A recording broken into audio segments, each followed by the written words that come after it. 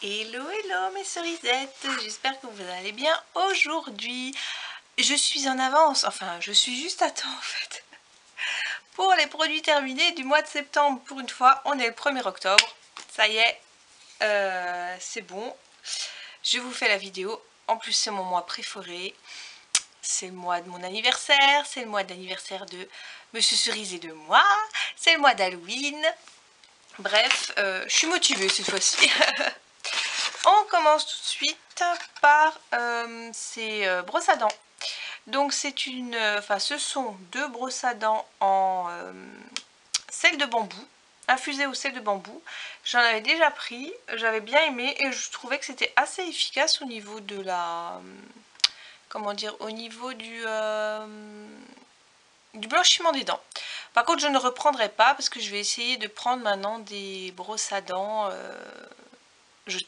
qui ne sont plus jetables, où on change juste le bout, interchangeable je crois que ça s'appelle, je sais plus. Faut que je commence à regarder, je crois que j'en ai à mon Day by Day, ils en vendent. Ouais, elles sont blanches, alors on peut pas les tous les deux prendre, Monsieur Cerise et moi, parce que sinon on saura pas faire la différence entre nos brosses à dents. Mais voilà, donc oui, si ça ne vous gêne pas d'acheter du périssable, elles sont pas mal. Ensuite, la petite crac crac crac du mois. J'ai terminé, enfin on a goûté, voilà, c'est Pita Crack goût Grana Padano de chez Belin. J'ai trouvé ça à mon nose. 100% naturel, farine de blé soigneusement sélectionnée, huile d'olive vierge extra, une pincée de grana padano.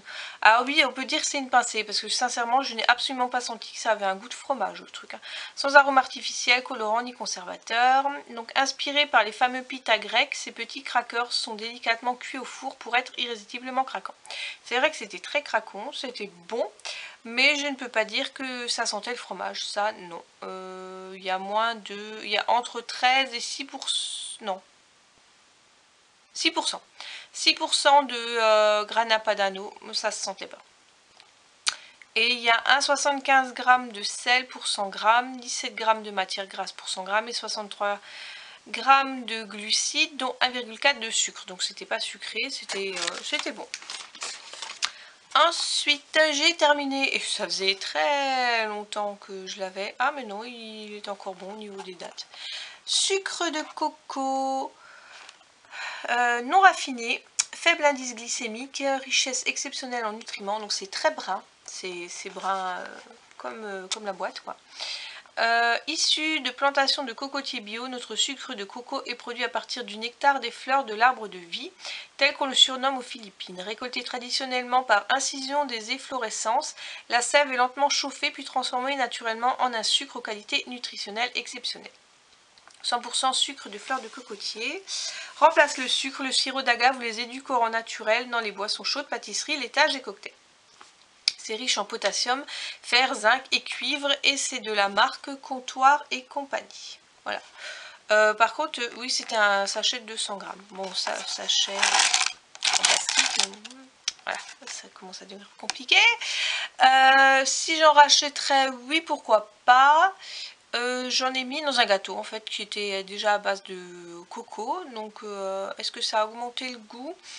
Je ne peux pas dire vraiment, ça n'a pas un goût de coco, enfin je trouve pas que c'est un goût de coco. Ensuite, j'ai utilisé ce savon exfoliant donc de la marque Argasol.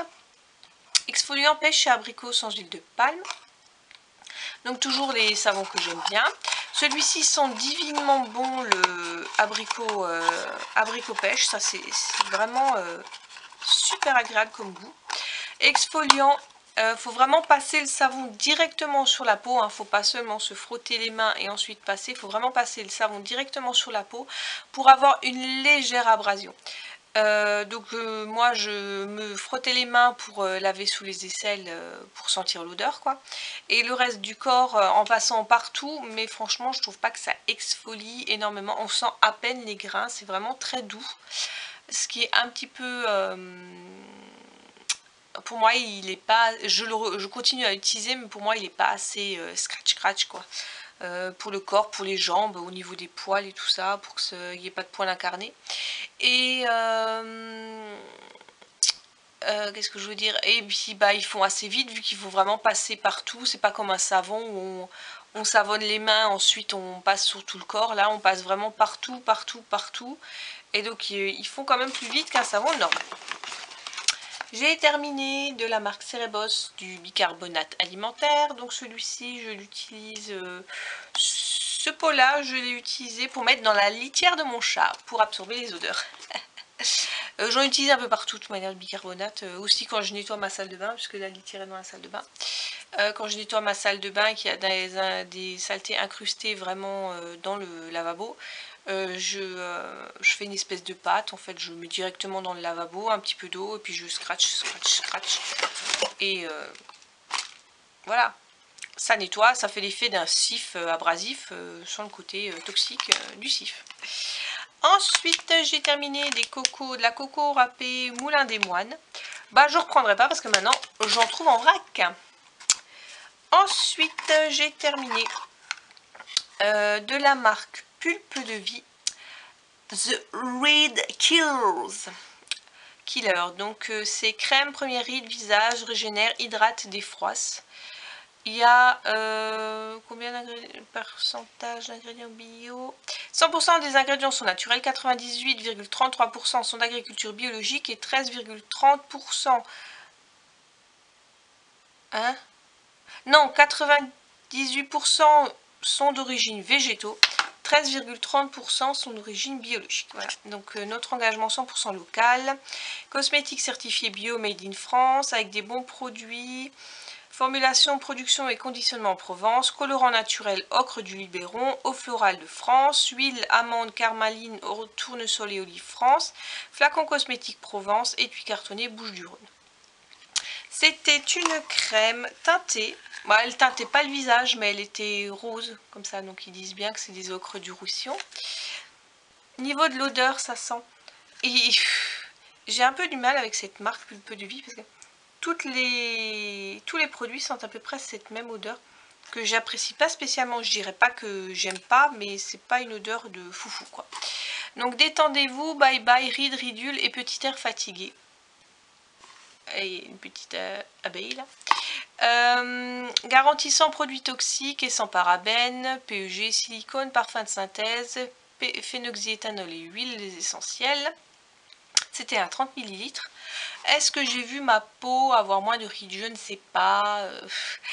Voilà, je ne sais pas quelle tête j'aurais si j'en mettais pas. Donc c'est toujours pareil. Mais elle était agréable à mettre, oui. Pourquoi pas la reprendre.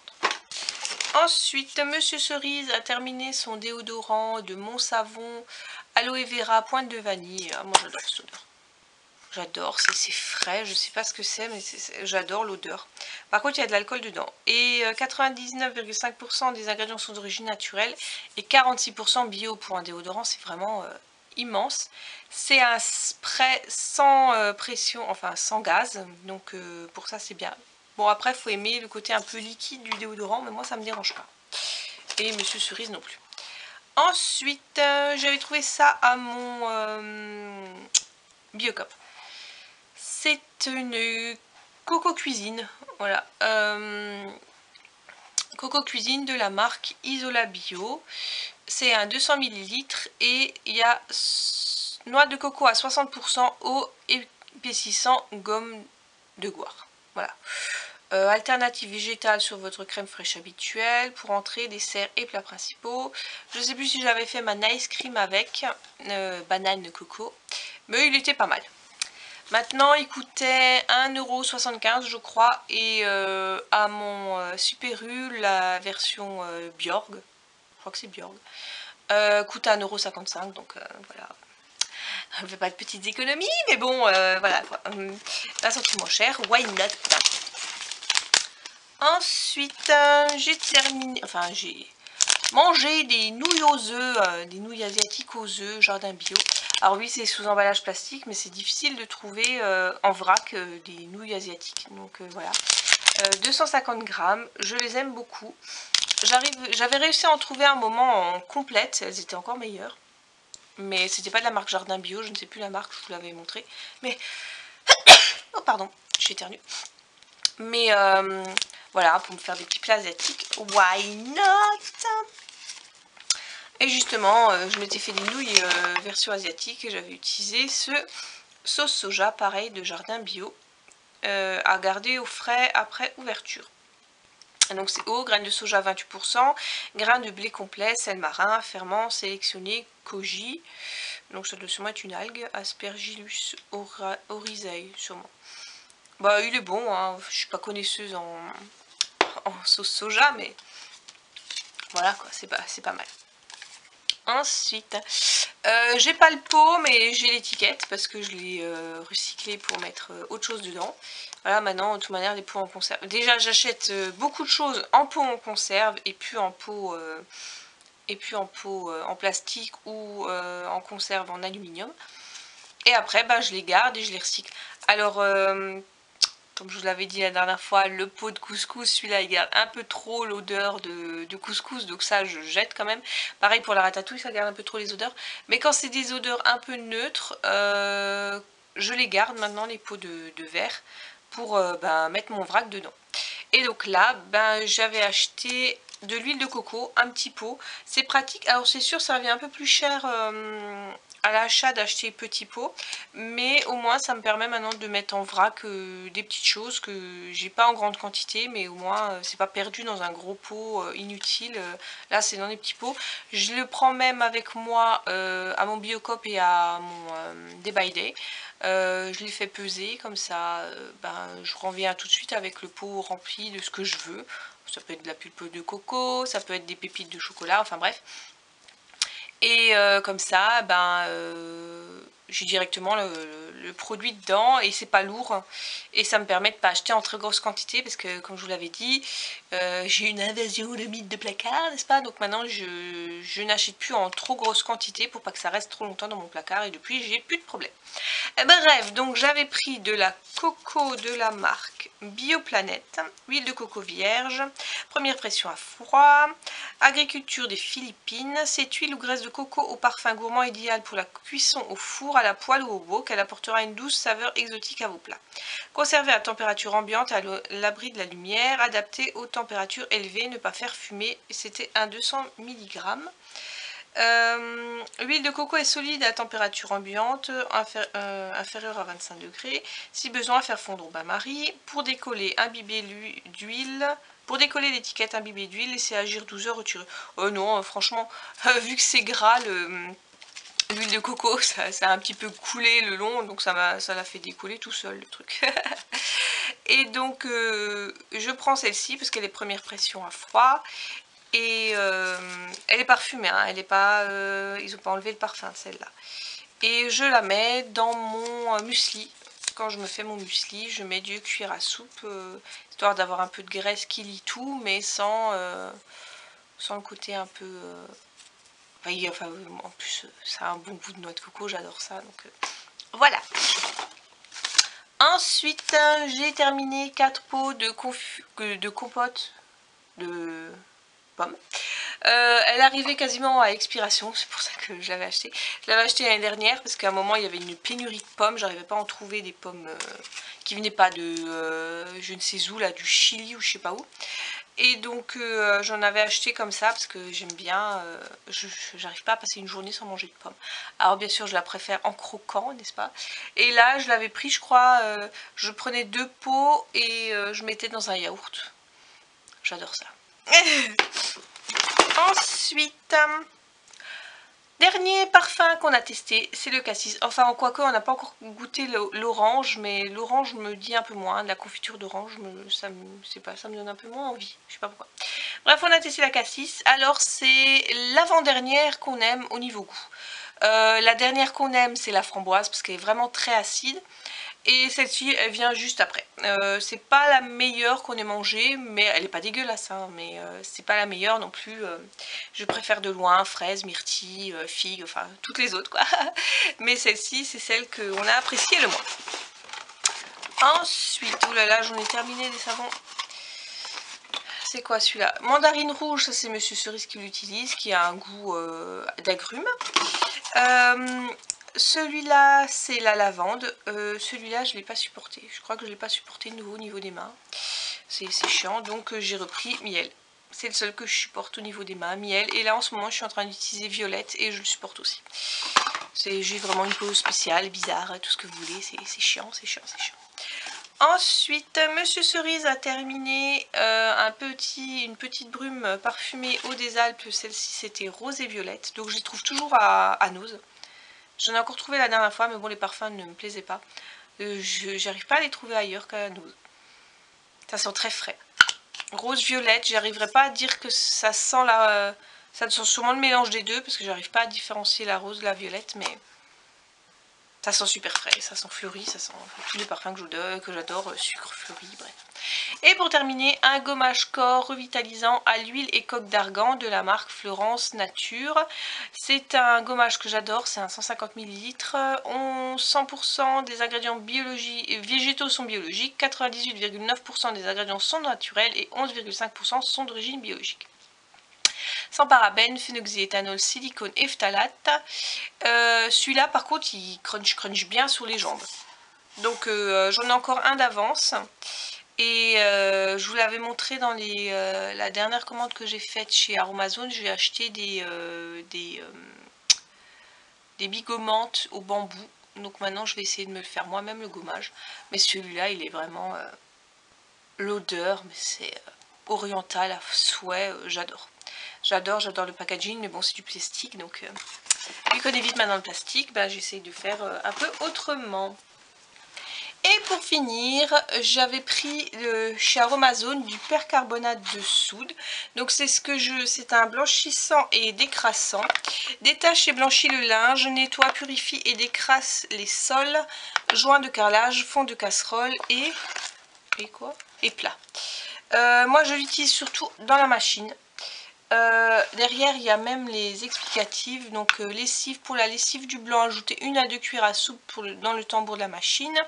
Sur les taches avant lavage, linge blanc et couleur claire, mouillez la tache avec de l'eau tiède, appliquez un peu de percarbonate de soude et laissez poser avant de laver. Salle de bain, décrassez les toilettes, 3 cuillères à soupe dans 1 litre d'eau bouillante, versez dans la cuvette, laissez poser 15 minutes, frottez puis tirez la chasse. Joint douche et bain, 2 cuillères à soupe dans 100 ml d'eau chaude, appliquez. Laissez agir 30 minutes puis frotter avec une brosse avant de rincer. Cuisine, pour récupérer les plats brûlés et fond de casserole, déposez 3 cuillères à soupe, couvrir avec de l'eau bouillante, laissez poser une nuit puis nettoyer. Pour éliminer les traces de thé ou café sur la vaisselle ou les taches colorées sur le matériel en plastique, 3 cuillères à soupe dans 2 litres d'eau chaude, faire tremper la vaisselle puis frotter et rincer. Et ensuite sol et surface, pour purifier les sols et surfaces, 1 à 3 cuillères à soupe dans un seau d'eau chaude utilisé pour le nettoyage puis rincer. Pour décrasser les joints de carrelage et terrasse, 2 cuillères à soupe dans 100 ml d'eau chaude, appliquer, laisser agir 30 minutes puis frotter avec une brosse avant de rincer. Une fois mélangé à l'eau chaude, le percarbonate de soude perd son activité après quelques heures. Préparez toujours vos mélanges juste avant utilisation. Et donc c'est 100% d'ingrédients naturels, c'est du sodium percarbonate, sodium carbonate, sodium chloride, sodium sulfate, sodium silicate. Voilà. Et donc je vais garder l'emballage parce qu'il est... c'est bien les explications derrière. Parce que moi je l'utilise seulement pour en fait que mon linge sente moins. Je le fais surtout sur tout ce qui est essuie-mains, drap de bain, gants de toilette, lingettes lavables, tout ça je mets dans la machine, dans le tambour. Je mets une giclée comme ça et avec du vinaigre blanc à la place de l'adoucissant. Et je trouve que mon linge sent beaucoup moins depuis, vu que c'est un purifiant, voilà, je trouve qu'il sent beaucoup moins depuis. Donc si j'en rachèterais, pourquoi pas, je crois qu'il coûtait 2,90 pour 500 grammes. C'est combien? Pas écrit. Oui, 500 grammes. À mon Biocoop, je le trouve à 5,95 € pour 1 kg. Ça revient au même, quoi, à peu près. Donc, c'est l'équivalent. Si vous avez la possibilité de commander à ce moment-là, ben voilà, prenez-le. Et puis en plus, je trouve que les petites instructions derrière sont pas mal. Voilà, j'espère que ma petite vidéo vous aura plu. Je la mettrai peut-être quand même en 2 parties, parce qu'elle est quand même un peu longue. Dites-moi dans les commentaires si vous avez essayé certains des produits que j'ai montrés et ce que vous en avez pensé. N'hésitez pas à mettre un petit pouce en l'air si la vidéo vous a plu. N'hésitez pas à vous abonner non plus. Et je vous dis à une prochaine. Bye!